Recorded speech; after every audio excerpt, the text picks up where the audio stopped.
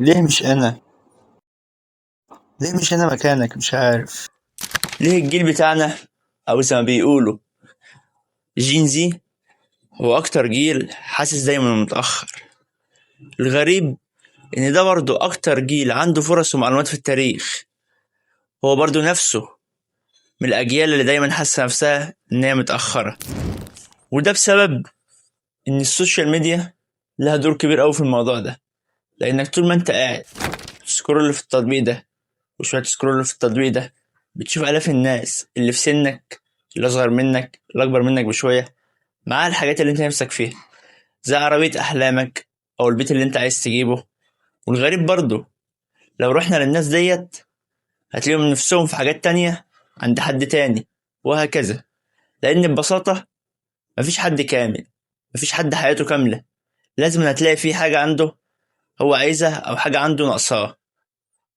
المشكلة إنك بتشوف جزء بسيط من حياة الناس، وغالبا هو الجزء الحلو، وتقارن ده، وتقارن الجزء ده يعني بحياتك. فأنت المطلوب منك إنك تبطل سكرول شوية، وتبطل تقارن نفسك بالناس. فوق بقى لمستقبلك، اقعد مع نفسك شوية، خطط لمستقبلك، شوف انت عايز تعمل ايه، شوف انت شاطر في ايه، شوف الحاجة اللي انت هتعرف تدوس فيها وطور من نفسك. لأن السوشيال ميديا مدمرة، مدمرة بمعنى الكلمة. كلها حلو، مش هتلاقي حاجة في السوشيال ميديا وحشة، كلها حاجات حلوة. كلها ان اللي انت نفسك فيه، العربية، البيت، الساحل، دبي، مش عارف ده بيسافر فين، ده بيروح فين. فطبيعي مش هتلاقي عليه حاجة وحشة، لأن كل واحد بيشارك حياته الحلوة، الجانب الحلو من حياته.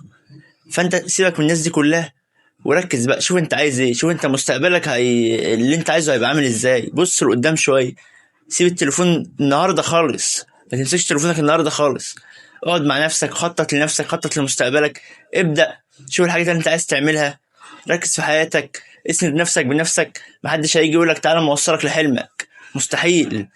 فانت اسند نفسك بنفسك، وقف مع نفسك، وقع وقوم وتعلم وكرر واغلط. ما انت مش هتيجي بالساهل، لازم أن تتعب، وهتتعب، وهتفضل تتعب، وحتى لو وصلت هتفضل تتعب برضه. فهي عمرها ما هتيجي بالساهل. انت اسند نفسك بنفسك وقوم، لان محدش هيجي يساعدك، بجد والله محدش هيجي يساعدك. واوعى تنسى انك طول ما انت بتسعى ربنا هيسيبك، اكيد ربنا هيبقى معاك. فانت دلوقتي اللي مطلوب منك انك تقفل السوشيال ميديا شويه، وتقوم تبص لمستقبلك. وعلى فكره حابب اقول لك انت مش متاخر، انت بس بتبص في طريق غيرك، بتحب تقارن نفسك بغيرك. فده غلط، وده اللي محسسك انك متاخر. فسيب كل اللي في دماغك ده، وقوم مركز في مستقبلك. واتمنى ما كنتش قلت عليكم. السلام عليكم ورحمة الله وبركاته.